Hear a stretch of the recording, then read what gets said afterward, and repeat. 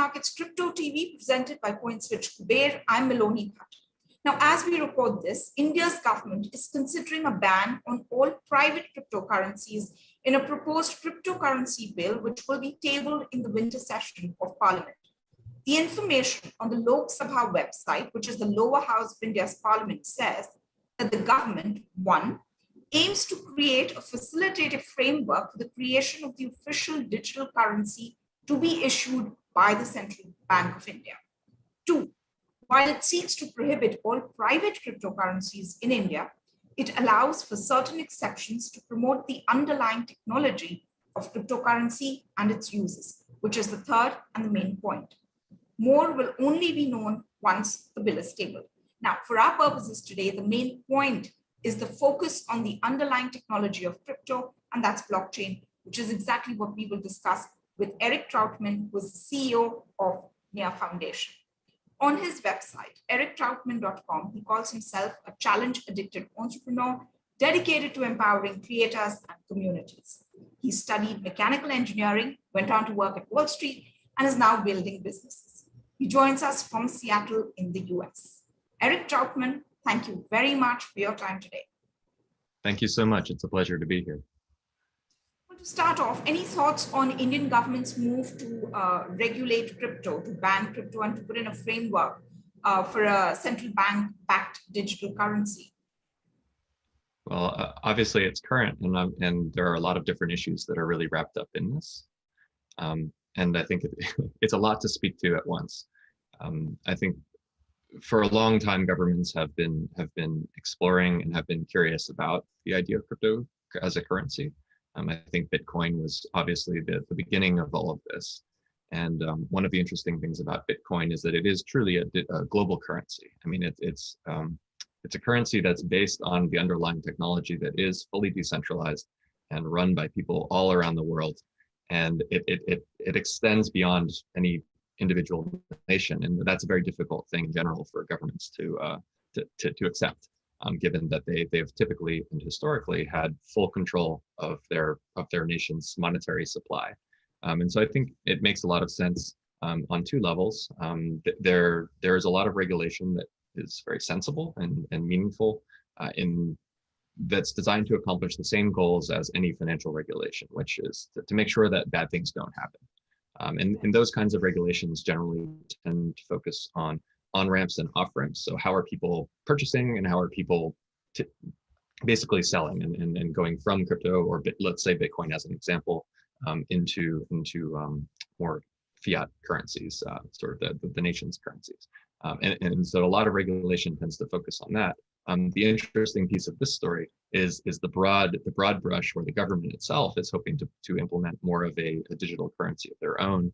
And this is something that's a little bit more new that we're beginning to see. Instead of sort of pushing back against the adoption of these currencies, they're actually seeking to essentially adopt them themselves. And then obviously the question is, why would they do that? And then number two, how will they do that? And what does that mean for the existence of all of these other currencies?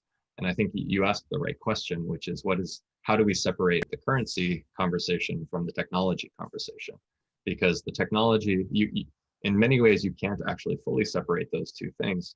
But the technology has a whole wide range of different options and opportunities that we tend not to focus on, precisely because Bitcoin as a currency has become such a large thing. And now central banks are entering the conversation and describing why they would want to have currency, because in a lot of ways, these currencies, these digitally based currencies offer more visibility and more control for governments if they implement them in the way that they often want to. So I think it's a fascinating topic, and it's a very large topic. It's a very current topic, and I'd love to discuss a little bit more about, how do we separate those issues? So, as you said, cryptocurrencies is one of the use cases of blockchain. In the next, say, 5 to 10 years, where do you think the real scope of cryptocurrencies lie? And what are some of the other areas or industries where you see blockchain potentially helping to transform business or the way we do things?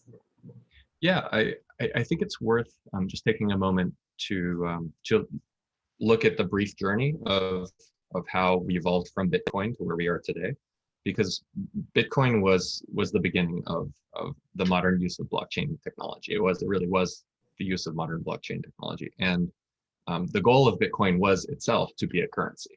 That was pretty much it. Everything on the technology side was about making sure that that currency was available to everybody, making sure that that currency could not be censored, and it was global, and it was fully decentralized in a way that it was essentially unstoppable as a currency.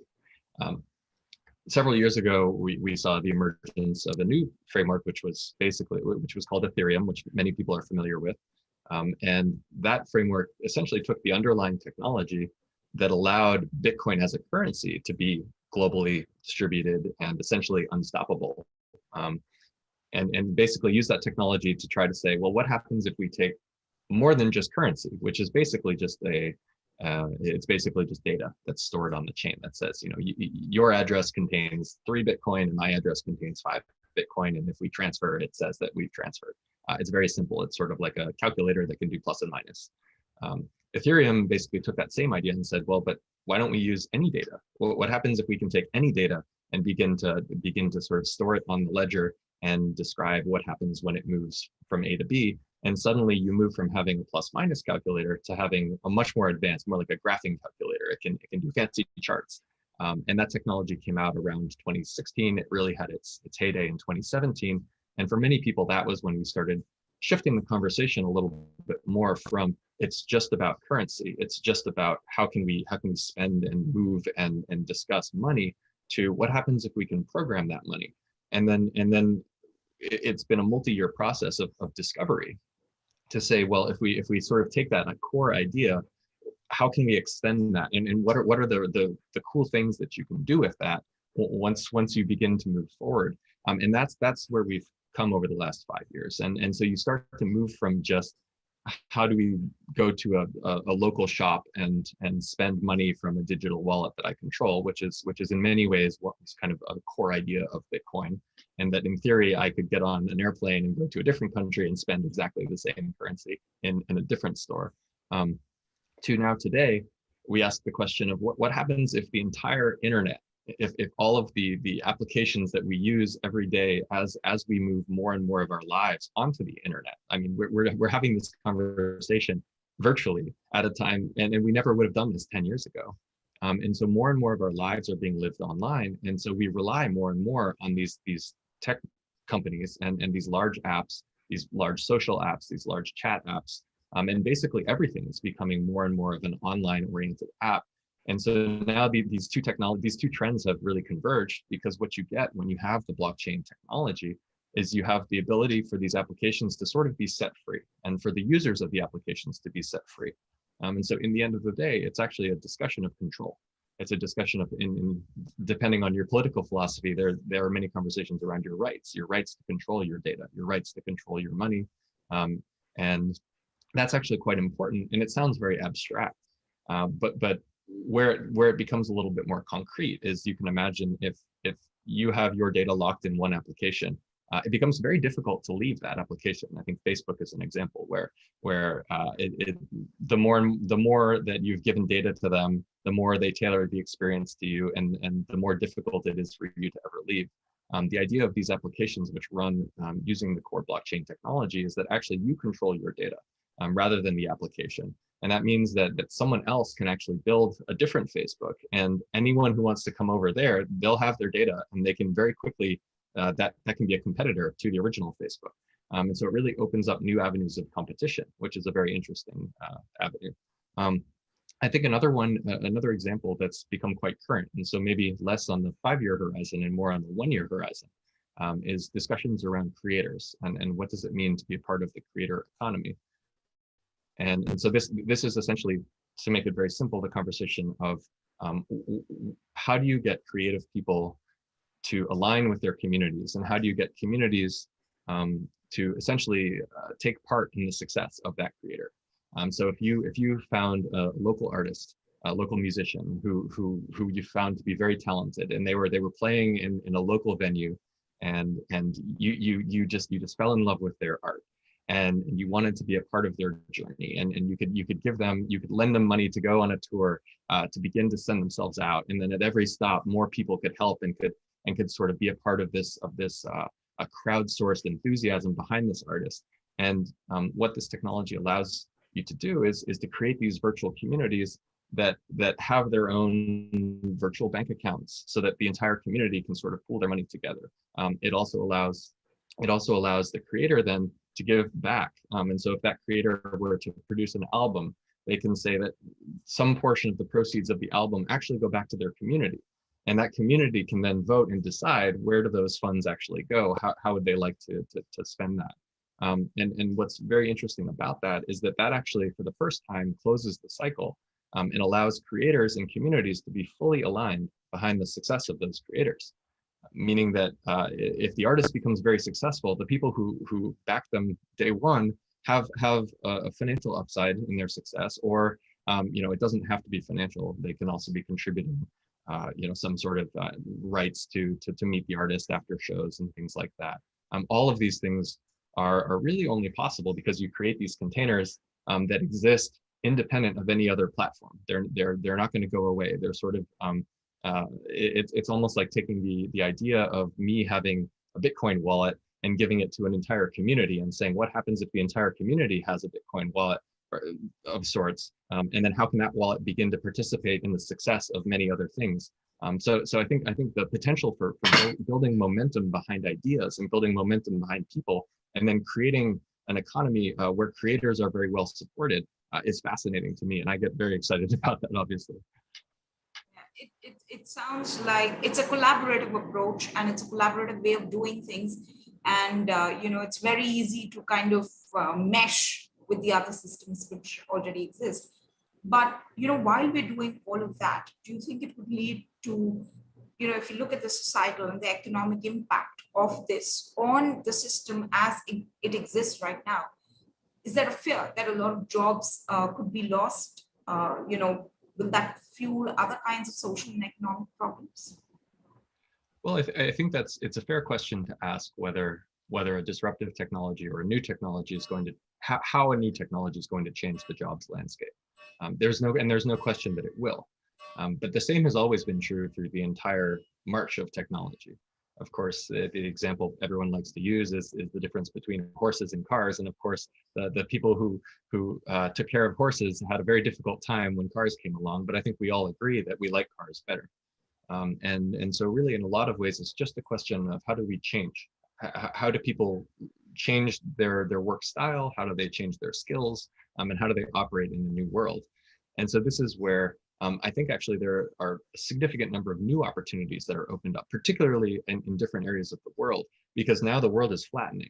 Because now, in order to work for a project that's based in the United States, I don't have to live in the United States anymore, or similarly, right? So we're already seeing this across the world. And many say that with the adoption of blockchain, banking will be disrupted majorly. So when you look into the future, do you see a bankless future? Now, the current banking and financial structures, they may not be perfect, but they have evolved and they have emerged out of so many years of thought and processes. Yeah, so I think that this is that's a great question. How does banking get affected by the rise of this new technology? And as with most of these questions, I think there's a very broad range of potential answers that we've seen. Some people have said this is the end of banking forever, and power to the people, and others have said, well, but it's the same entrenched system, and they're going to find a way.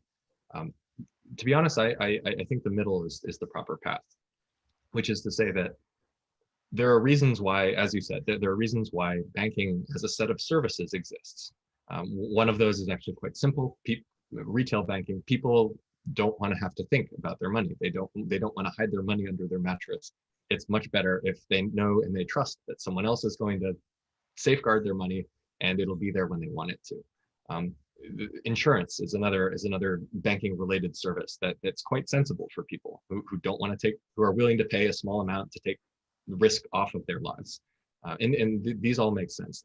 Again, lending and borrowing and financing of businesses and all of these things are actually very valuable services. and I think that all of these things do begin to reproduce themselves in a blockchain-based world, and have, in many cases, reproduced themselves in a blockchain-based world. They look different. And so I think two of the key pieces of, or probably the most important key piece, though, is that competition is much easier in this world, which is, as I said previously, these components are all available to everyone. So when one group of developers creates a lending protocol that allows anybody to participate, to lend, or to borrow from, when one group of developers creates that, a totally different group of developers can look at that, can learn from it, and can build a new set of components on top of that, which take that lending and borrowing and then convert that into a more stable currency. And then some normal person can then use the stable currency and doesn't even have to know that all of that other stuff is happening underneath the surface. And so what's new about that, what changes and what's disruptive, is that it's moving much faster and anyone can participate. Because what's really fascinating is that if I'm just a normal person, and you have created this technology, I don't actually have to trust you. I don't have to trust you as a bank. I don't have to trust you. I just have to trust the technology that you've created. And because it's open source technology, anybody can verify that code works in the way that you say it works. That doesn't mean it's an easy problem. It's still difficult, but fundamentally that changes the entire game, which means that I no longer have to trust the banker. I just have to trust the code that the banker has written. And then around that, there will still be human-facing services. But the major difference is that the walls that have been put up around the financial system, and as someone who is a part of the financial system, I understand how high those walls can be. Now those walls are much more difficult to maintain for large institutions. And I think that can be scary for the ones who don't change, but it's an opportunity for the ones who are willing to change to adopt the new mentality. Right. Yeah, a very good point about financial inclusion, that maybe this will broad base it for a huge part of or a big number of people who are not able to be part of the financial system at this point in time. Tell me, what happens to all the money as we know it? Will it all be tokenized? Oh, now you're asking me to put on my forecasting hat. So a lot of these things come back to the push and pull between what's probably best for people and then what are the existing systems going to allow to happen. And there's kind of a race between these two things always, and in almost everything. And what I think is probably best for everyone is if there is a global open financial playing field where anyone can participate, where there's a global currency. That sounds wonderful, because that financial system seems like a financial system that I would want to be a part of, because anyone can be a part of it. And if it's not good, someone can build a better piece on top of it, and I'll go use that one. That sounds like a really good idea. The challenge, and there are very legitimate challenges, which is on one side, you need to prevent bad things from happening. And this is one of the goals of the regulation of the existing financial system. And so I think there are very good reasons why we need to ask those questions of how do we prevent that? How do we prevent the same kinds of financial crimes, for instance, from happening that we've already learned how to prevent in the normal world as opposed to in the digital world. But I think over time that also will become much easier to work with. So what does the world ideally look like? To me, I think it looks like a level playing field with a series of options and opportunities for everyone. But what we're seeing, I think, is some blending of the two worlds, which is you are seeing governments getting interested in making sure that their currencies are fully digitized and beginning to ask questions about how do we clean off the playing field of everything else to create space for that to happen. And it's very difficult to predict which of these things will work, because of course in the end governments are still of their people. And so if there's something that is really much better for the people just need to work to understand that and to ask for it. So I don't know what's going to happen. I'm as fascinated as everyone else. I'm just a participant in this whole process, just like everyone else is. And the most interesting piece of it is that it's moving so fast and it's changing so fast, and people are coming up with new ideas so fast that we can't even imagine what's going to happen in 1 year, let alone 5. Privacy is one of our core human rights, right? But blockchain is a distributed public ledger. Maybe I don't want my medical records public, But if they're stored on a blockchain-based facility, it's possible they will be. Now, how do we align this need for individual privacy and then the better delivery or management of systems via blockchain? So there's actually a lot that's baked into that idea. So the idea of privacy is a very interesting one. And I think a core question is, can you have something be private even if the data is actually public? Right now, the problem that we have is that in a lot of cases, and this is to different degrees, a company will store data in a database.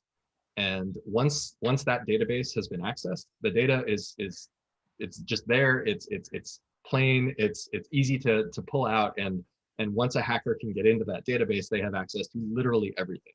And that's actually not a very good security paradigm, because you have to put all of your security around the walls. And if they get into the walls, then it's game over and you've lost all your data. And there are massive leaks.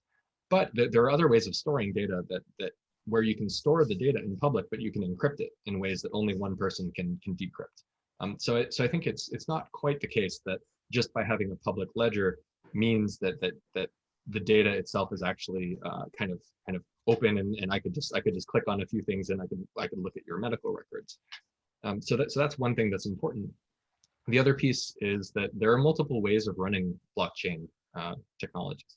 So as an example, the architecture behind Near protocol is sharded. It's broken into many pieces and it expands as the demand on the network rises, which helps solve a lot of problems that existed previously in blockchains that made it difficult to use if many people were trying to use it. And one of the interesting things you can do is you can take one of those pieces of the network and you can make it private, meaning that a company could run their own shard. It's called a private shard. A company could run their own shard. They could sort of validate the data within that shard. They could keep the things protected, and that shard was actually access controlled. But then it would also have access to everything else from outside that world in a very seamless way. So I think there are, on both sides of that question, there are solutions. And when you combine those two things, I think you actually get a very strong framework for making sure that even though its underlying technology is public, the data itself can be quite protected. Right. I want to go to smart contracts. Now, contracts made on a blockchain are not legally recognized as substantial agreements in many countries. Blockchain, though, is not limited by boundaries, because user can be from different countries. So then in that case, which laws should apply to smart contracts, transactions, or agreements? Yes, it's a fascinating question. Essentially, how does contract law keep up with smart contracts on the blockchain? And I think this is where it's helpful. There are many voices in the room who have expressed many different opinions about code is law is sort of one end of the spectrum, meaning that it doesn't matter. They believe that if it's written in the code, that's what matters. And if you sign a contract in code and your money, the contract moves your money one direction or moves your data one direction, that you have no right to recover that. And the reality is that that's actually what happens. But I think as we merge the ideal world of sort of core technology with the real world of human beings, it's many humans don't want to participate in those kinds of contracts because there are no safeguards. And so again, as with most things, the reason that contract law exists is because of hundreds or thousands of years of people making mistakes or people running into disagreements and conflicts that are normal human conflicts, and they need a way to resolve those.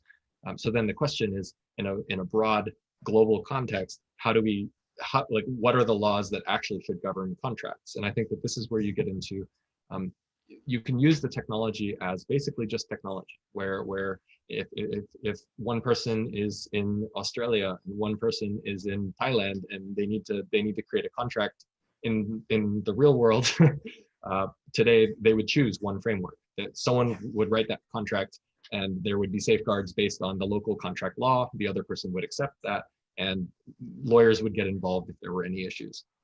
And I think that that's still going to be the root of all international contracts, of all contracts, even in the meta world. Now, the question is, will people be effectively engaging in contracts without signing legal documents underneath them? And I think that's where things get quite interesting. And is probably going to be the case that you will see many of these transactions occur in ways that don't have a legal sort of a contract framework underneath in a normal country. And I don't know what's going to happen there, but there's always going to be some choice, because if I'm not comfortable placing my money into a lending contract that and where if it disappears, if something was wrong with the way that contract was written, that my money could disappear and I would have no rights. If I'm not comfortable with that, then I should actually go through an intermediary or some business that takes that risk in the middle. And I think that's where we get back to the idea that we still need to rebuild certain pieces of the service side of the financial ecosystem, which is that there's always going to be someone who's willing to take that risk, who's willing to say, take my money, and then they will put it in this other contract, but they will warehouse the legal risk, and then we can sign a contract based on my local jurisdiction's legal framework. So it's a very interesting question, and I think it extends across all different areas too. Employment is also a really fascinating question when you have people who could potentially work globally. It's not a new question. It's the same question we have with all forms of digital employment, but it's becoming more and more and more important as people are moving more digitally and as they're getting paid in digital currencies or digital means, which don't always show up on existing systems. But someone somewhere wants you to pay taxes. They want you to give workers rights at some point. And every country is different. And I think these are very challenging questions, but we're going to find a way. Erik Trautman, lots of moving pieces in blockchain. It's been a fascinating conversation, and there are many things that we don't understand. But as the technology expands and as more and more people join in, I'm sure this is all going to create hopefully a world which will be more equal. Thank you very much for your time today. Thank you too. I appreciate it. That's it from us. Stay with ET Markets Crypto TV for more updates on all crypto related news. From all of us here, goodbye.